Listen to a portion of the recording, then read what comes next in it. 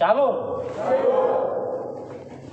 Firman Tuhan akan kita renungkan, Amang Inang dan saudara-saudari, di minggu 1 setelah Epifanias, yaitu dari kitab Mazmur pasal 29 ayat 1 sampai 11. Mazmur Manang Pesalmen pasal 29 ayat 1 sampai 11. Saya akan membacakan untuk kita semua. Amang Inang dan saudara-saudari bisa mengikuti dengan Bible kita dan juga Alkitab kita masing-masing dalam hati. Demikian firman Tuhan. Kepada Tuhan, hai penghuni sorgawi, kepada Tuhan sajalah kemuliaan dan kekuatan. Berilah kepada Tuhan kemuliaan namanya, sujudlah kepada Tuhan dengan berhiaskan kekudusan. Suara Tuhan di atas air, Allah yang mulia mengguntur, Tuhan di atas air yang besar. Suara Tuhan penuh kekuatan, suara Tuhan penuh semarak. Suara Tuhan mematahkan pohon aras, bahkan Tuhan menumbangkan pohon aras Libanon. Ia membuat gunung Libanon melompat-lompat seperti anak lembu, dan gunung Sirion seperti anak banteng. Suara Tuhan menyemburkan nyala api. Suara Tuhan membuat padang gurun gemetar. Tuhan membuat padang gurun Kades gemetar. Suara Tuhan membuat beranak rusa betina yang mengandung. Bahkan hutan digundulinya, dan di dalam baitnya setiap orang berseru hormat. Tuhan bersemayam di atas air bah. Tuhan bersemayam sebagai raja untuk selama-lamanya. Tuhan kiranya memberikan kekuatan kepada umatnya. Tuhan kiranya memberkati umatnya dengan sejahtera. Amin. Amang Inang dan saudara-saudari, tema kita pada hari ini yaitu muliakan Tuhan dalam kekudusan. Muliakan Tuhan dalam kekudusan. Amang Inang dan saudara-saudari, dari tema ini sudah jelas, yaitu mau mengajak kita, mari muliakan Tuhan dalam kekudusan. Kalau dikatakan muliakan Tuhan, itu artinya mari puji Tuhan. Beri hormat kepada Tuhan. Agungkan nama Tuhan. Melakukan kehendak Tuhan. Menyenangkan hati Tuhan. Dalam situasi apapun. Itulah muliakan nama Tuhan. Sebagai ajakan dari tema ini. Kalau dikatakan muliakan nama Tuhan, berarti kita harus melakukan firman-Nya. Berarti kita harus mendengar firman-Nya. Berarti kita harus mendengar suaranya. Tetapi apakah sudah sungguh-sungguh kita mendengar suaranya? Oleh karena banyak orang mengabaikan suara Tuhan. Bahkan tidak memperdulikan suara Tuhan. Apakah karena suara Tuhan kecil?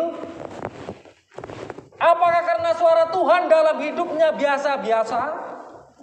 Amang Inang dan saudara-saudari, sekecil apapun suara, sesungguhnya itu juga bisa membuat pikiran kita, diri kita terfokus kepada suara itu. Contoh, boleh kita sudah di ruangan di gereja ini, sip atau diam, lalu terdengar suara kecil, entah suara apapun itu. entah bagaimanapun bunyinya, entah seperti bunyi klakson atau apapun itu, kecil itu suaranya, kita terarah kepada suara itu tidak? Pasti langsung terarah. Benar ya, Amang Inang? Pasti. Suara apa itu? Itulah. Sekalipun kecil suara itu,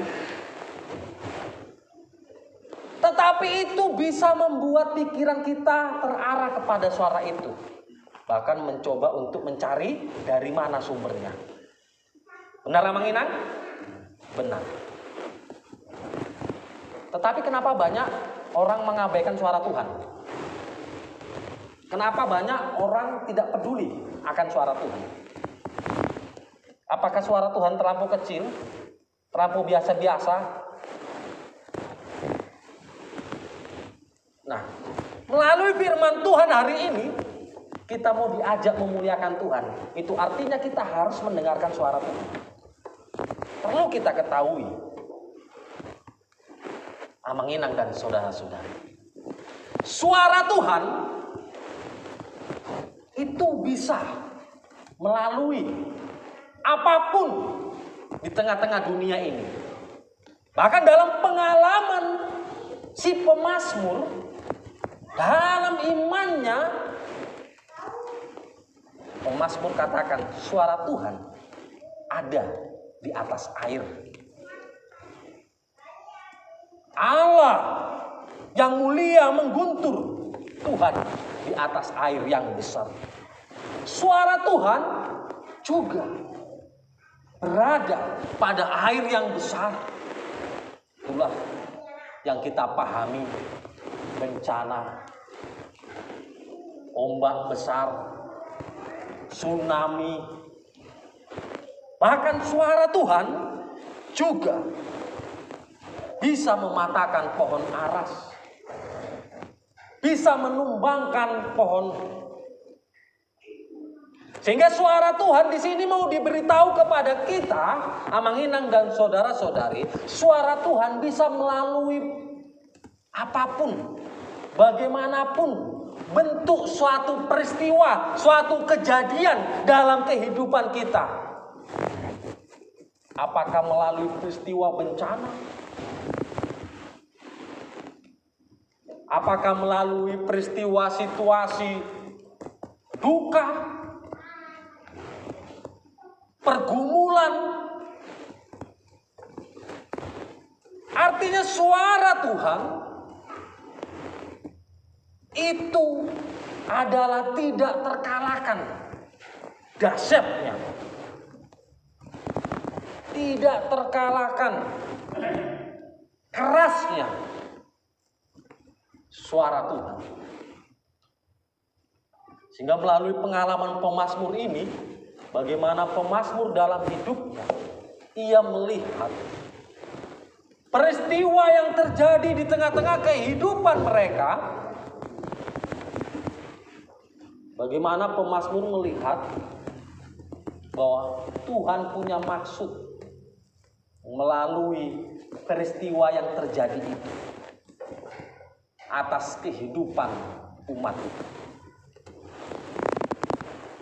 Sehingga bagaimana yang mau dipertegas saat ini kepada kita, bahwa suara Tuhan itu juga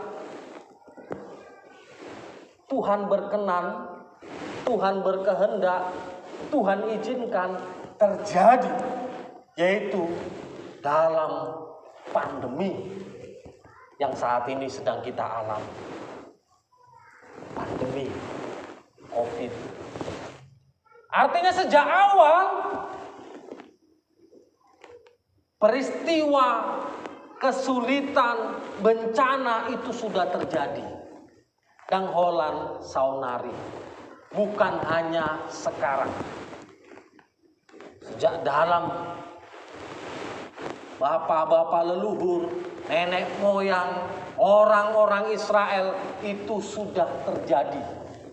Yang namanya peristiwa bencana, kesulitan, di tengah-tengah kehidupan. Bahkan zamannya Nuh, air bah. Lalu saat ini pun di tengah-tengah pergumulan kehidupan kita, Tuhan juga bersuara melalui pandemi itu. Tuhan juga bersuara melalui pandemi yang sedang kita alami. Sehingga firman Tuhan pemazmur ini mau katakan kepada kita, mari kita mau memberikan hati kepada suara Tuhan. Kalau kita tidak memberikan hati, bagaimana kita bisa mendengar suara Tuhan, maksud Tuhan? Bagaimana kita bisa mengarahkan perhatian kita kepada suara itu? Oleh karena orang kalau yang sudah tidak peduli dengan suara Tuhan, manang aha pena terjadi, manang longgur berkali-kali. Kalau orang tidak peduli akan suara Tuhan, itu hidupnya ya terus apa yang didengarnya, suara kejahatan, suara kebencian, ya itu teruslah yang dikerjakannya. Dan dia nggak peduli akan maksud kehendak Tuhan.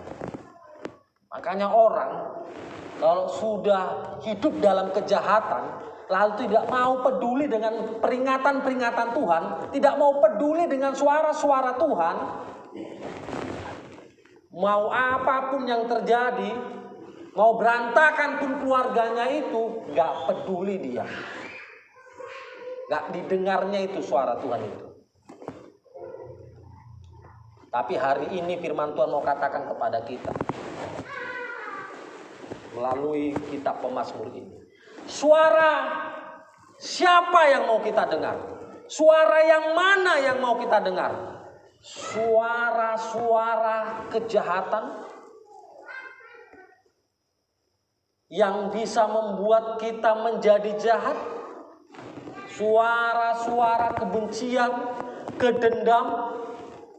dendam yang membuat kita bisa menjadi membenci, yang membuat kita bisa menjadi dendam. Suara iri. Suara yang mana? Suara Tuhan. Tergantung kita. Kita mau memberi hati apa tidak. Makanya Amang Inang dan saudara-saudari, kalau seseorang yang hidupnya sudah benar-benar mengarahkan dirinya kepada Tuhan, dari Jamita ini pun dia akan kerjakan firman itu. Bahkan nasihat dari orang tuanya saja pun dia akan patuhi nasihatnya itu. Dan dia akan lakukan nasihatnya itu. Kalau orang sudah memberikan hatinya, dan pala ikon terbelah portibion, baru dia mau mendengar. Kecil pun itu terdengar, tetapi ketika dia memberikan hatinya, dia akan dengar itu. Dan dia akan lakukan arahan dari suara Tuhan itu. Sehingga perlu kita ketahui Amang Inang dan saudara-saudari, sebagai kita orang Kristen, sebagai orang yang beriman kepada Allah, sekalipun suara Tuhan datang melalui pandemi, melalui pergumulan di tengah-tengah kehidupan kita, apakah itu melalui duka yang Tuhan perkenankan menghampiri kita, apakah melalui penderitaan, sakit, penyakit, atau apapun itu yang Tuhan perkenankan menghampiri kehidupan kita, perlu kita ketahui Amang Inang dan saudara-saudari, bahwa Tuhan akan memberikan kekuatan kepada umatnya. Itu ayat 11. Tuhan akan memberikan kekuatan kepada umatnya, dan Tuhan kiranya yang memberkati umatnya. Ini yang menjadi keyakinan kepada kita. Itu artinya segala sesuatu Tuhan izinkan terjadi di tengah-tengah kehidupan kita sebagai orang percaya. Tuhan tidak membiarkan kita begitu saja. Tuhan beserta kita. Tuhan beri kekuatan kepada kita.